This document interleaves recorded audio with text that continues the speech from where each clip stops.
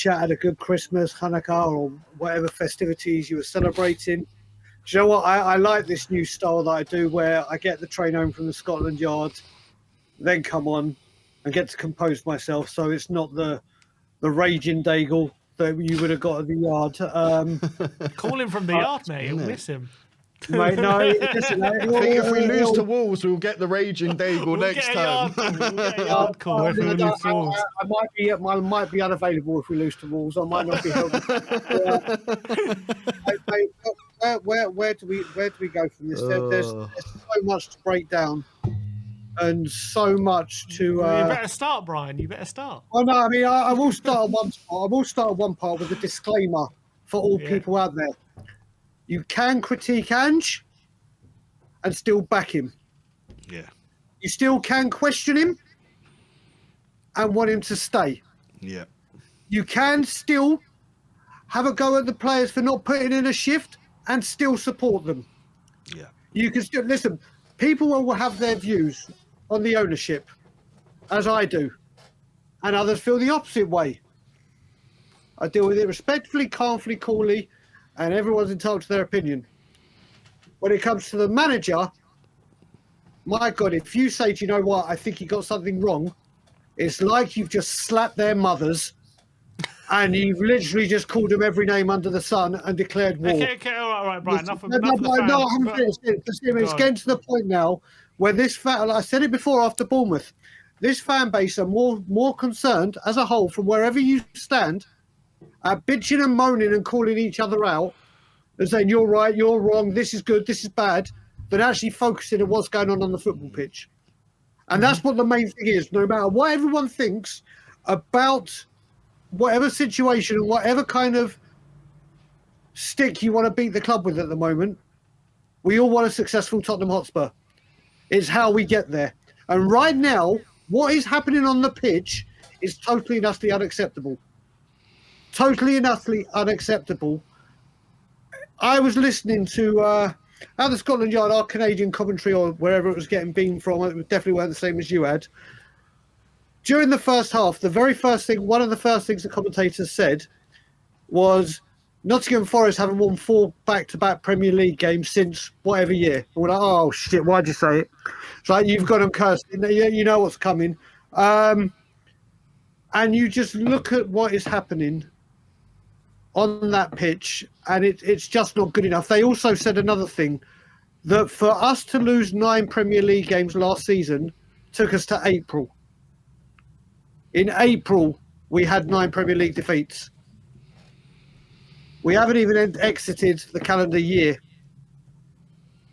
Well, we're not even halfway through the Premiership, and we've got that number. Now, there are other factors that go towards this, but things like that are unacceptable. People coming up to us and saying, but we've got the highest goal difference and the top goal scorers in the league, means nothing when we're joint 13th. And if Manchester United win, they'll go above us. We've scored a multitude of our goals in 4-0 wins, 5-0 wins. I think we've lost him. We've lost him. He's just getting on a roll there. Yeah. Can you still?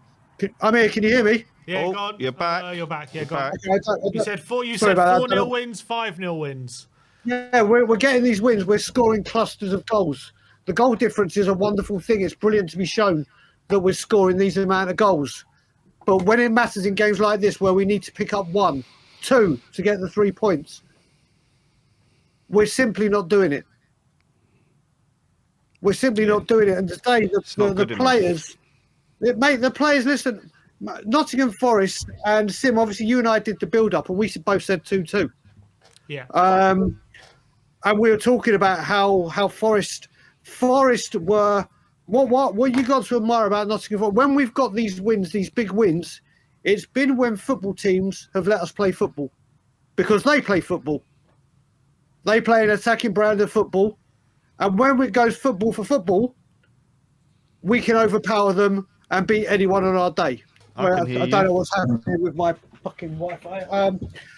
But when teams come out to play us, when they have got, and they're like, right, just set a trap, let Tottenham have to try and get press us, and then we'll hit them on the counter.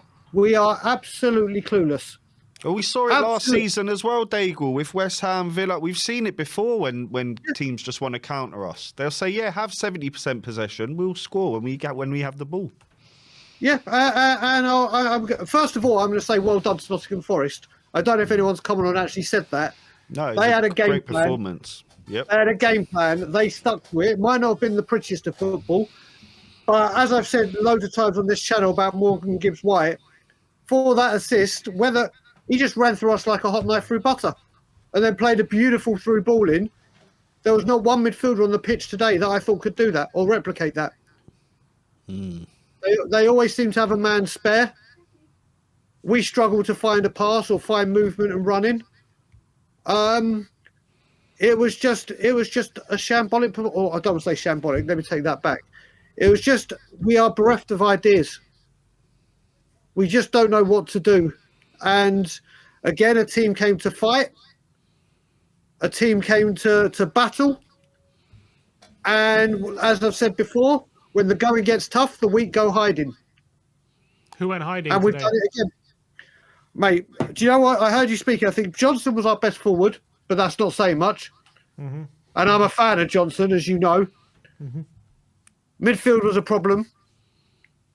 Destiny, I think, did well. As a collective, we just don't know. We don't know what we're doing. I mean, there's a clip of Brennan Johnson that's going around where it says "Speed Demon." I don't know if you guys have seen it.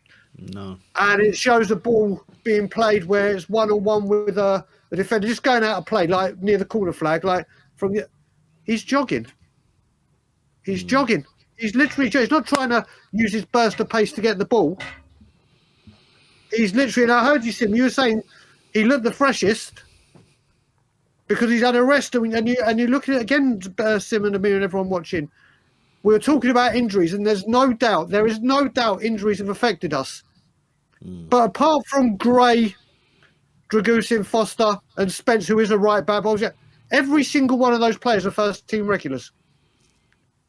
Have been first-team regulars at Tottenham Hotspur for a long time. This isn't, we were injured. Yes, we are injury-ravaged. The quality on the bench isn't good enough because of those injuries. And yes, it is two key players. We have a lot of key players out. But that first team, that midfield and Madison, Kulusevski and Sarr, they're mainstays from last season. You look at Solanke, Johnson and Sarr. All right, Solanke's just been here, but apart from his injury, ever present, Son and Johnson last season. That's Tottenham Hotspur first team regulars from last season playing there. So yes, we're injury ravaged and the bench is paying the price for it, but we can't say, oh no, it was our injuries. No. Yes, it's affecting the quality on the bench, but they are first team regulars that are on the pitch, apart from Brian, the three.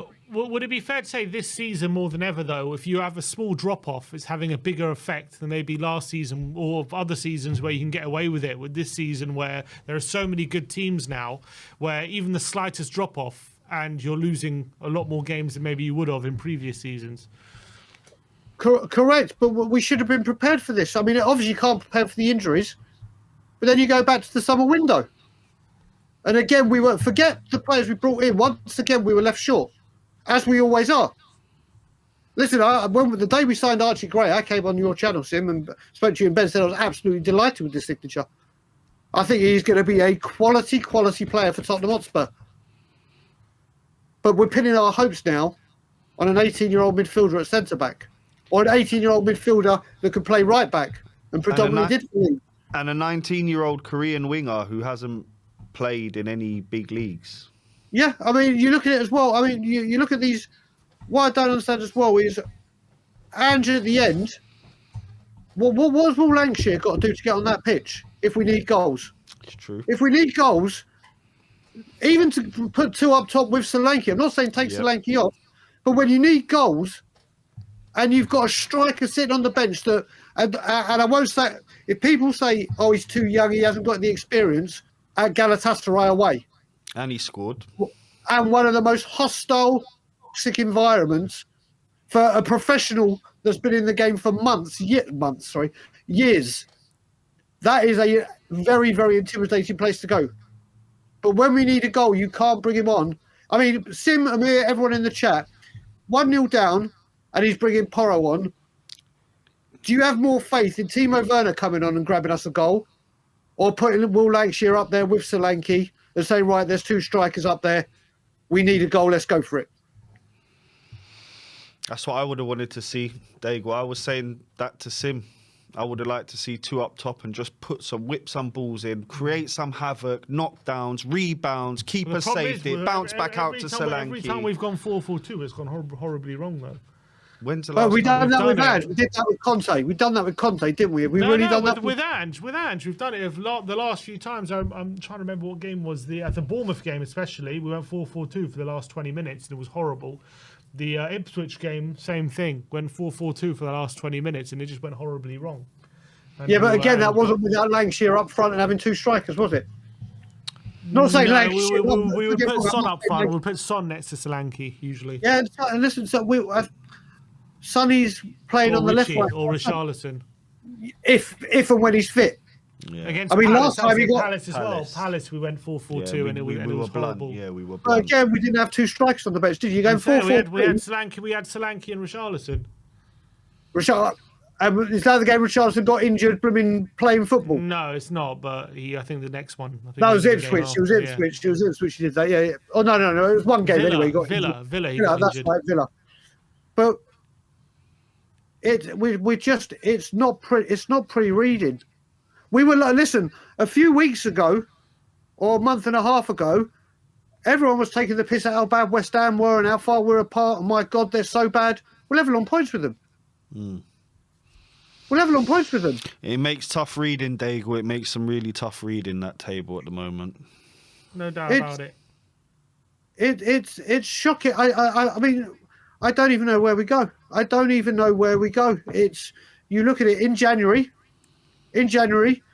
would I love Ange Postecoglou to get every single player he wants and be given the opportunity to turn it around? When I say every single player he wants, do you trust, like Stel was saying for others, with his buying, with the talent he's bringing through?